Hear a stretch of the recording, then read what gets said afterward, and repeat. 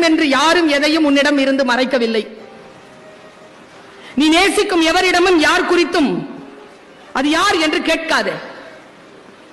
எவ்வளவு நாளாக தெரியும் என்று கேட்காதே.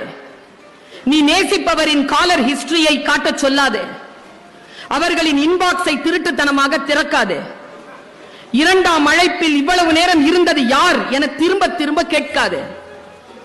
உனக்கு தர மறுத்த சந்திப்பை இன்னொருவருக்கு தருவது ஏன் என முறையிடாதே. உன்னை ஏமாற்ற வேண்டும் என்று யாரும் எதையும் மறைக்கவில்லை. உன் மீதான கருணையினால் தான் அது மறைக்கப்படுகிறது. கோவத்துல உங்களுக்கு அப்படியே வந்து விஷம் வச்சு கொன்னுடலாமான்னு தோணுச்சு. உன் இதயம் ஒரு கண்ணாடி கோப்பை போல சிதறாதிருக்கத்தான் அது மறைக்கப்படுகிறது. உண்மைகளுக்கு உன்னை தயார்படுத்திக் கொள்ளவே அது மறுக்கப்படுகிறது. இப்பதான் வருது உண்மை. உடனடியாக அல்லாமல் நீ ஒரு பனிக்கட்டியை போல அவர்கள் வாழ்வில் இருந்து கொஞ்சம் கொஞ்சமாக உருகி மறையட்டுமே என்பதற்காகத்தான் அது மறைக்கப்படுகிறது. இந்த உறவை இன்னும் கொஞ்ச நேரம் நீட்டிக்கலாமே எனும் விருப்பத்தால் தான் அது மறைக்கப்படுகிறது. குற்ற உணர்வினால் தான் அது மறைக்கப்படுகிறது.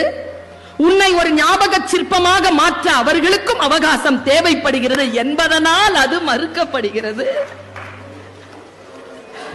காதலர்கள் விரைந்து அழியும் உலகில் மனிதாபிமானம் எவ்வளவு விரைந்து அழிவதில்லை என்பதனால் தான் அது மறைக்கப்படுகிறது.